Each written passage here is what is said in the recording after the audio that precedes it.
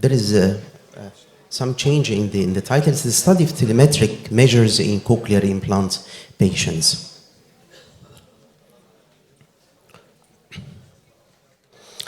Cochlear implants are nowadays considered as the optimal treatment in profoundly deaf patients. There are 3 manufacturers, as we all know, in that field: Advanced Bionics Cochlear Australia and Medel in Austria.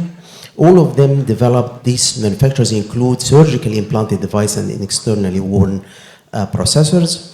We have objective measures in cochlear implants, which are widely used and valuable tool in the field of cochlear implants. During surgery, they provide first indications of successful implantation, and after surgery, they're used to facilitate the individual fitting of stimulation parameters, as well as to assess implant integrity each time the patient is tested. These tests are easily performed, and they include the following. We have the telemetric measures of electrode impedance. We have the ECAP, or the electrically evoked compound action potential of the auditory nerve. We have the electrically evoked stapedial reflex, and we have finally the electrically evoked auditory brainstem response. In this talk, I will concentrate on the first two only, the electrode impedance and the ECAP. The electrode impedance is based on Ohm's law. And Ohm, as we all know, is a German physicist in the 19th century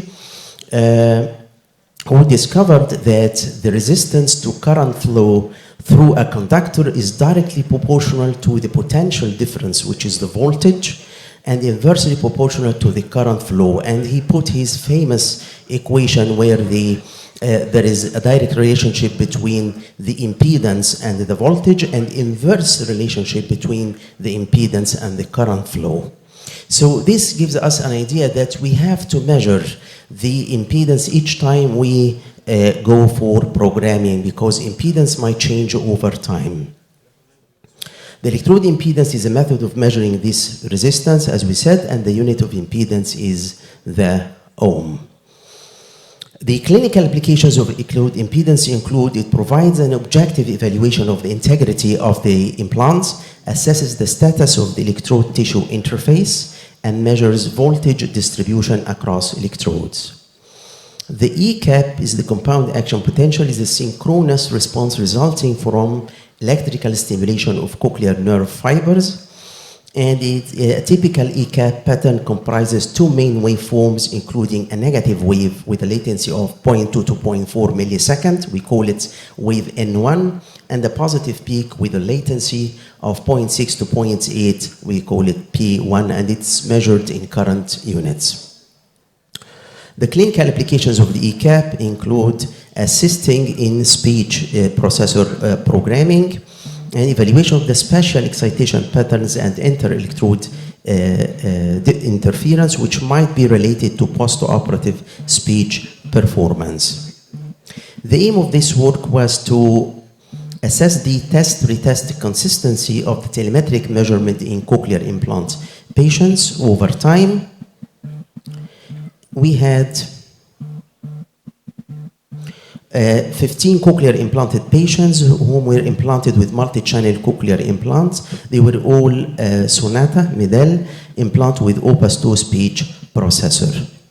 And we collected the data for both the impedance and the ECAP intraoperatively, then 1 month after operation, 2 months after operation, and finally 3 months after the operation. Regarding the electrode impedance, the impedance of all electrode pairs channels was measured at the end of the second phase of the biphasic stimulation pulses, and we recorded them in the measured in the CG common ground mode. Regarding the ART or the ECAP measures, we did them at 5 electrodes: electrode 1, 5, 8, 11, and 12, with the usual parameters that is recommended by the manufacturer. Our results show that males and females were equally distributed among our 15 subjects, and most of them, about 86%, were children less than 5 years. The rest were above 5 years. Regarding the electrode impedance, we have observed that in intra-operative recording, usually it has the lowest impedance measures. As the child gets for the first tuning, we get the highest impedance measured in the first tune-up, as you can see here in blue. Then it starts to go down, but it never reaches the intraoperative levels, but it still keeps down going, approaching the intraoperative impedance levels.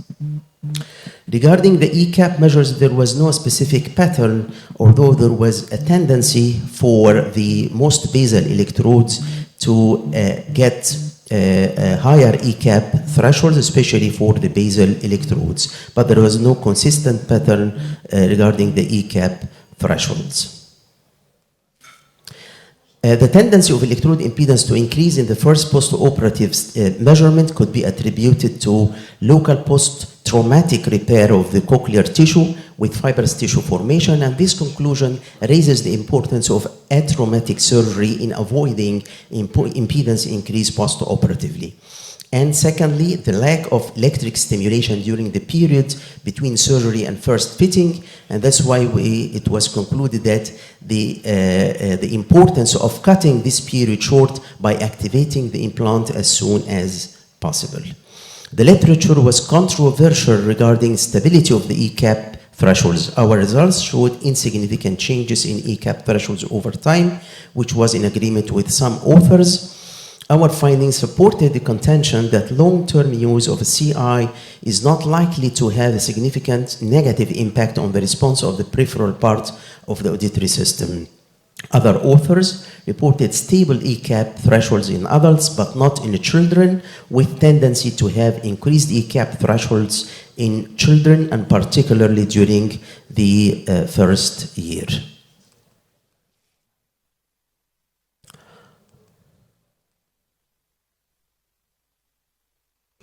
Thank you.